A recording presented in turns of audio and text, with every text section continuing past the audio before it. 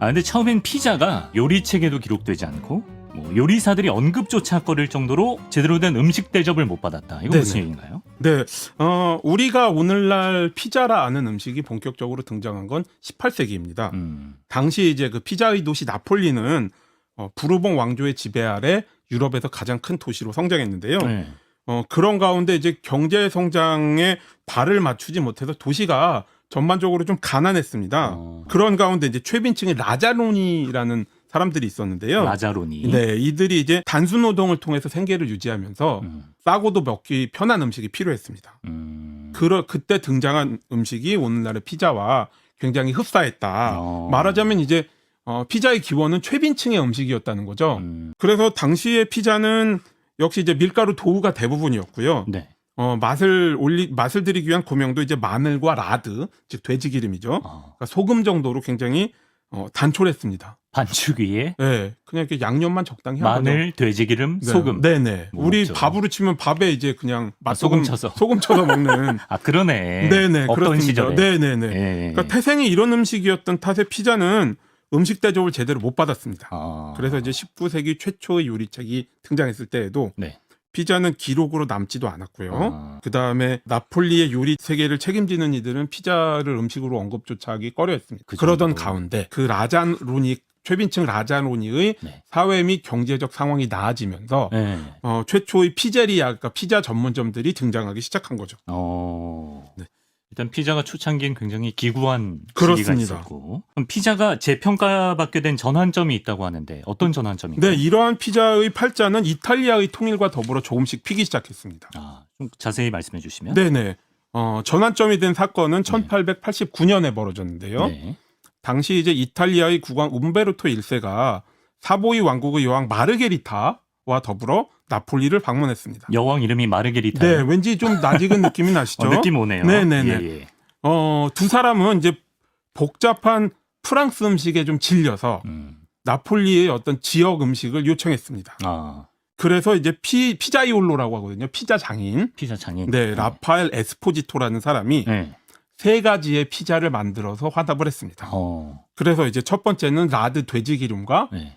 카발로 카치오라고 복주머니 모양을 닮은 치즈가 있습니다. 치즈. 네, 이 치즈를 얹은 거 한 가지. 네. 그다음에 두 번째는 라드와 치어, 그러니까 그 새끼 생선, 새끼 어린 물고기, 물고기. 네, 빙어 같은 거죠. 네네. 를 얹은 피자, 그리고 토마토와 모짜렐라, 바지를 얹은 피자. 마지막 거는 네, 요즘도 마지막 먹을 거는 법한. 네. 그래서 사실은 이 마지막 피자가 네. 바로 마르게리타 여왕의 마음에 가장 든 피자였던 것입니다. 그래서 그 여왕의 이름이 붙은 마르게리타 피자, 네. 오늘날 피자의 어떤 기본이라 불리는 마르게리타 피자가 탄생한 거죠.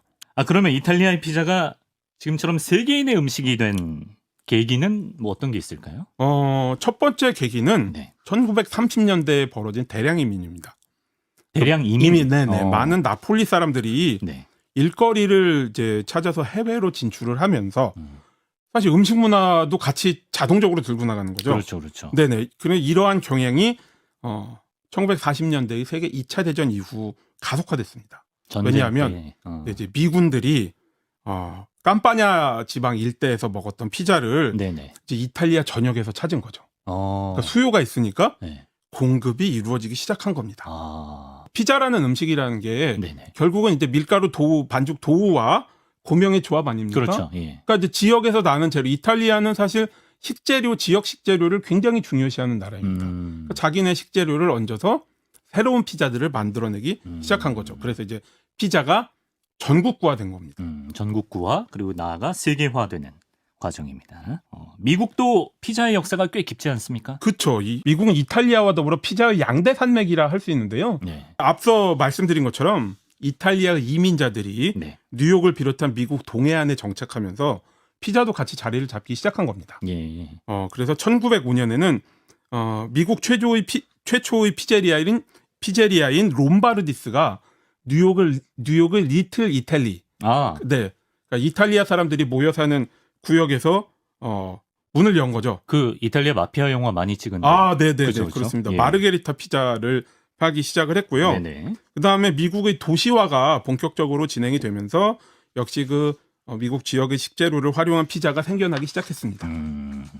그리고 두 가지 결정적인 계기가 있다고 들었는데요. 이제 1950년대 이후에 미국이 경제 및 기술적으로 비약적인 발전을 이루면서 네. 피자도 이제 거기에 올라탄 겁니다. 그래서 첫 번째는 피자의 가정화인데요. 가정의 가처분 소득이 늘면서 네. 냉장고 및 냉동고가 보편화된 겁니다.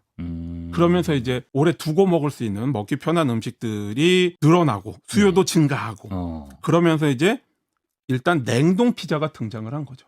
그전엔 지금- 냉동 피자가 없었겠네요. 그렇죠. 냉동 예. 및 냉장고의 수요는 사실 미국의 국력이 비약적으로 발전한 세계 2차 대전 이후 그때 이제 집마다 본격적으로 이렇게 보급된 보급이 거는 된 그때 거죠. 이후군요. 네. 예. 그러면서 이제 냉동 식품에 맞춰서 예. 피자의 형식의 변화가 이루어진 겁니다. 그래서 이제 도우가 조리 과정에서 마르는 것을 막기 위해서 네네. 토마토 소스의 양이 늘었고요. 예. 그다음에 치즈 또한 냉동에 잘 버티는 종류로 바뀌어서 예. 피자에 쓰인 겁니다. 피자의 가정화 네. 이게 하나였고 그다음에 두 번째 변화는 피자의 상업화입니다. 상업화. 네, 역시 세계 2차 대전 이후에 미국이 본격적으로 고속도로를 개발했거든요. 예. 그래서 건설하면서 자동차와 오토바이 문화가 비약적으로 발전을 한 겁니다. 네. 그러면서 이제 배달이 가능해졌고 오늘날 우리가 먹는 그 배달 피자가 등장을 한 거죠. 그래서 이제 1960년대에 네. 톰과 제임스 모나한 두 사람이 네. 미시건주에서 도미닉스라는 가게를 차려서 피자 배달을 시작했는데요. 예, 예. 빠른 배달로 굉장히 이름을 날렸습니다. 그래서 이제 이름을 조금 더 발음하기 쉬운 도미노스. 도미노스. 네, 도미노스로 바꾸고 전미로 사업을 확장시킨 거죠. 그 도미노스가 네, 맞습니다. 지금까지 우리가 아는 도미노스가 된 거군요. 지금도 도미노스는 빠른 배달로 원래 도미노스는 되게 뭐 결국은 나중에 사고가 나고 그래서 바꿨습니다만 맞다. 30분 내에 배달 아니면 공짜. 그렇죠. 이것이 굉장히 유명했죠. 그거 이제 프로모션을 막 했었죠. 네, 예. 그렇습니다. 맞아요. 저는 항상 왜 스자를 뺄까? 피자판에는 아. 도미노스라고 돼 있는데 왜 네. 우리는 스자를 뺄까? 아. 예, 이런 생각을 또 했었습니다. 자, 미국 쪽을 살펴봤고요. 예, 끝으로 한미 이태리 삼국지 마지막 우리나라로 와보겠습니다. 국내는 피자가 언제 처음 들어왔습니까? 국내에는 1945년 미군에 의해 피자가 소개되었다고 합니다. 그러니까 미군 부대 근처 술집들이 이제 미군들이 피자를 애타게 찾은 거죠. 이런 음식이 있는데 좀 먹고 싶다. 그립다. 네, 그러다 보면서 우리나라에도 자연스럽게 소개가 되었다라고 합니다. 네. 네네. 비록 이탈리아에서는 처음에 피자가 빈자의 음식이었지만 그렇습니다. 우리나라에 처음 피자가 들어왔을 때는 오히려 VIP를 위한 음식, 국빈 대접용 음식이었다고요? 네, 그렇습니다. 우리나라에서는 1963년에 네. 국내 최초로 피자를 만들어 파는 음식점이 힐탑바.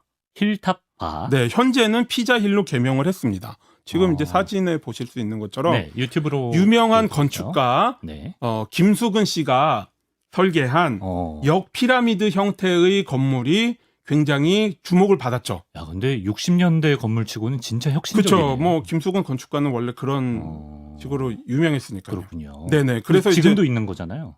지금도 있습니다. 예. 그래서 이제 이 피자힐, 그러니까 힐탑바에서는 네. 외국 국빈이나 주한 외국인 그리고 한국인 VIP들에게만 개방됐기 때문에 네. 피자는 대중적인 음식이 아니었습니다. 그래서 1967년 동아일보의 기사에 의하면 네. 제6대 대통령 취임식 국빈 대접에 피자 파이가 포함되어 있었다라는 기사가 나올 정도고. 국빈 대접에. 네네. 네. 그럼 본격적으로 지금처럼 이렇게 우리나라에 피자 가게가 자리 잡은 거는 언제쯤이라고 봐야 되죠? 그건 이제 1980년대로 볼 수 있는데요. 경로는 주로 경양식당이었습니다. 피자를 좋아하시는 분들이라면 익숙할 수도 있는 이름.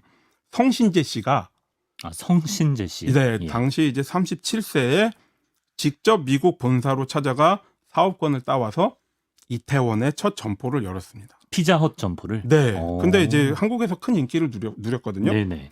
그러니까 이제 본사가 진출을 결심해서 성신재 씨와 소송을 통해서 사업권을 가져왔습니다. 성신재 씨 입장에선 뺏긴 셈이네요. 그렇죠. 한편 이제 1990년대에는 미스터 피자가 2대에 첫 매장을 열었고요. 그다음에 최근에 업계 2위로 올라선 파파존스는 2003년 압구정점을 통해 국내에 진출했습니다. 네. 자, 마치기 전에 끝으로 네. 이용재 평론가에게 피자란?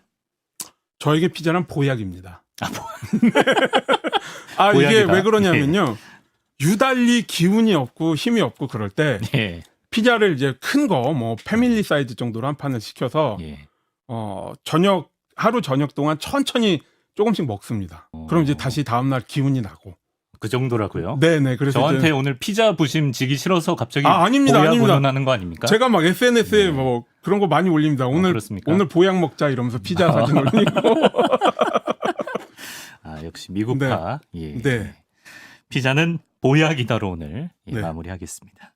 피자의 역사 이야기 오늘 이용재 음식평론가와 재밌게 실어봤어요. 고맙습니다. 네, 감사합니다.